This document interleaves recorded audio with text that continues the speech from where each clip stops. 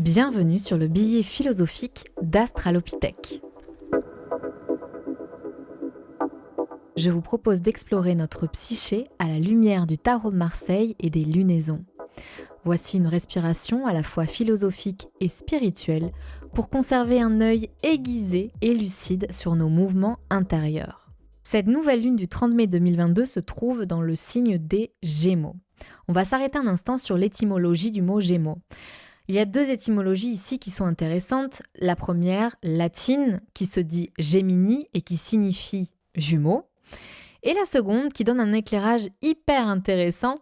Il s'agit donc de gamété, qui est l'étymologie grecque, et qui veut dire mariage. L'idée du mariage suppose l'union de deux entités distinctes, voire contraires. Je vous donne ici quelques exemples de figures mythiques des jumeaux qui ont traversé les cultures. Par exemple, Isis et Osiris chez les Égyptiens, Castor et Pollux chez les Grecs.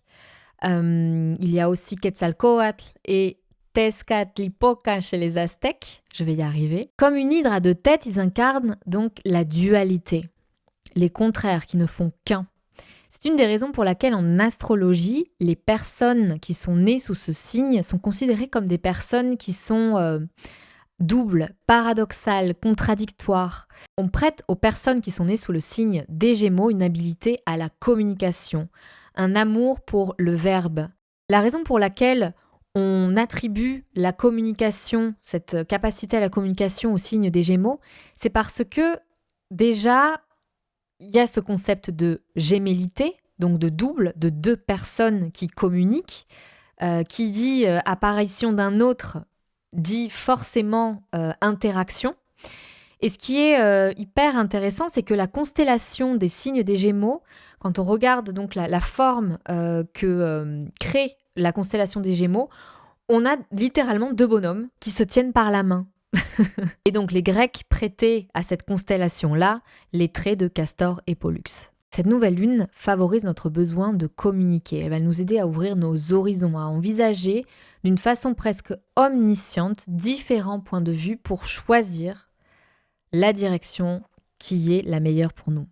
Cher Tarot, qu'avons-nous à apprendre de cette nouvelle lune en Gémeaux ? Alors encore une fois, ce tirage est bluffant, tant il fait écho à ces tendances astrologiques, j'adore.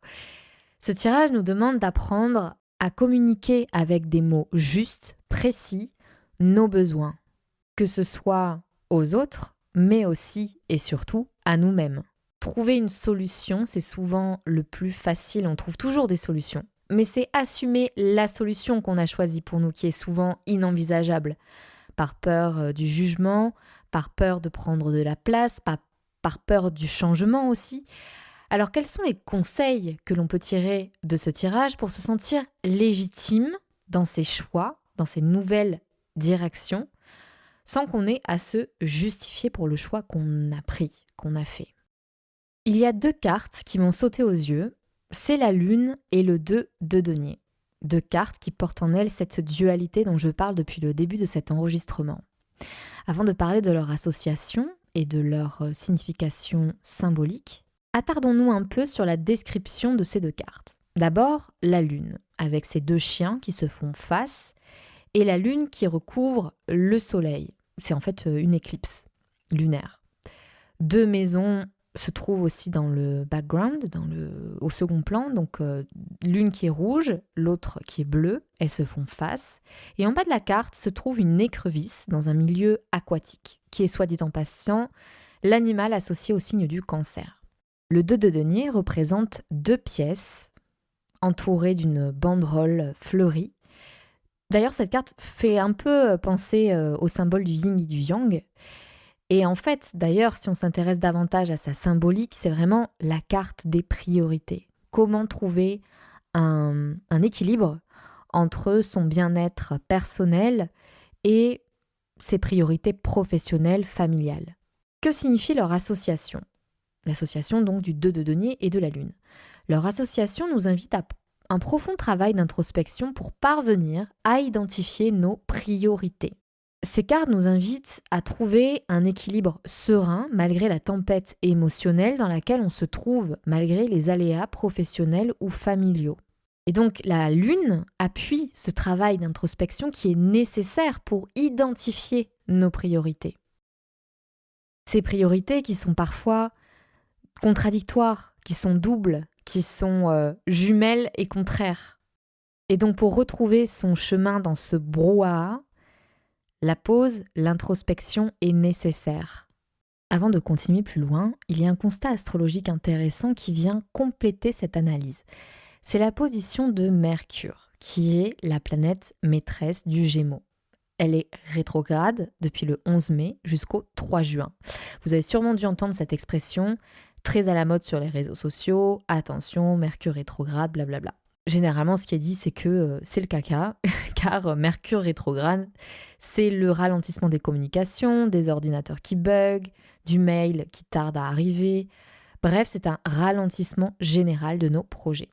Or, il y a une autre analyse que je trouve bien plus intéressante, c'est que quand Mercure rétrograde, cela nous invite à faire une pause, à entamer un travail d'introspection, de profiter de ce moment de ralentissement pour revoir certaines choses qui auraient besoin d'être mieux appréhendées. Et ce qui est intéressant ici, c'est que Mercure rétrograde en Taureau.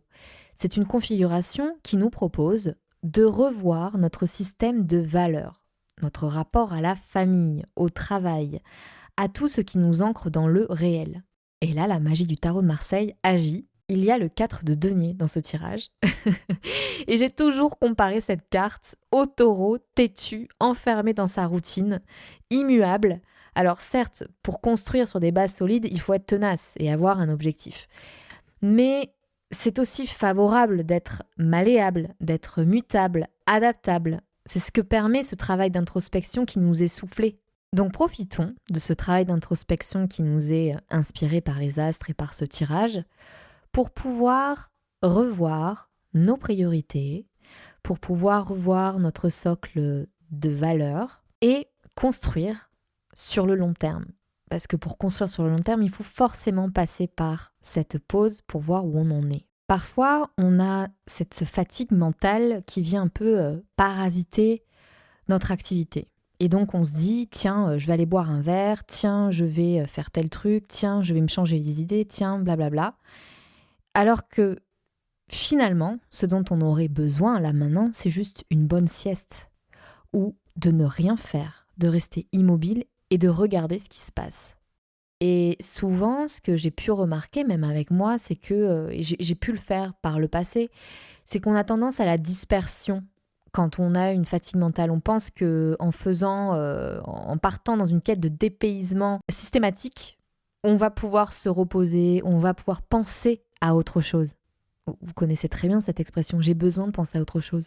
Alors que non, il faut penser à cette chose-là qu'on essaie à tout prix d'éviter. L'autre association qui vient éclairer la suite du message de ce tirage, c'est la justice et l'as d'épée. D'ailleurs, sur la lame de la justice, le personnage porte une épée dans sa main droite.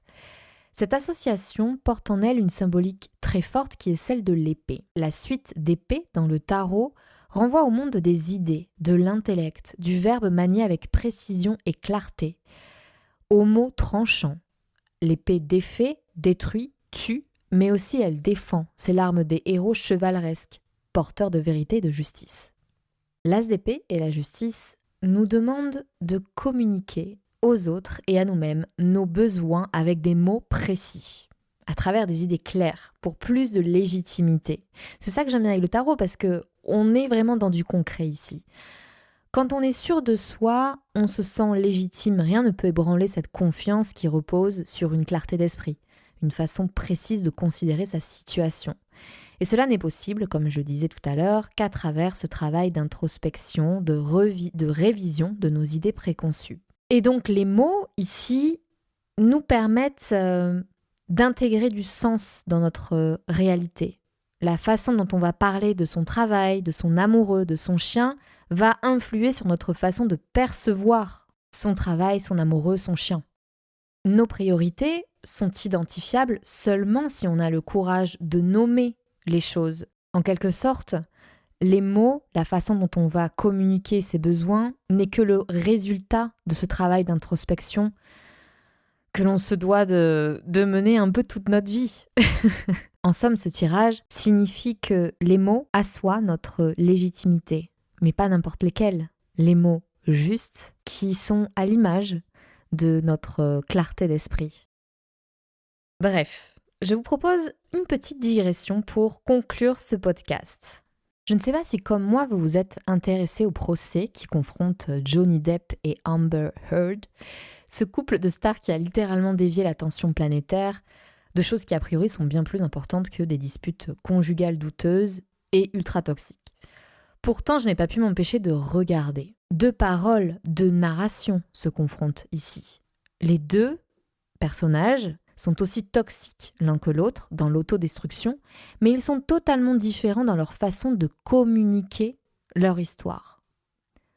Le premier, Johnny Depp, est posé, parle lentement en choisissant ses mots sur un ton qui se veut monotone.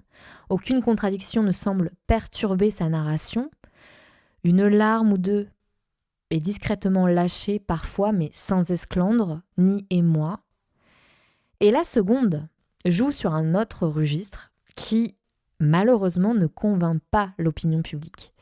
La seconde est sur le registre de l'émotion, voire du mélodrame, avec des trémolos dans la voix, la bouche est déformée, elle s'emporte au point de donner à l'opposition des prétextes pour déconstruire sa narration qui dès lors comporte des contradictions.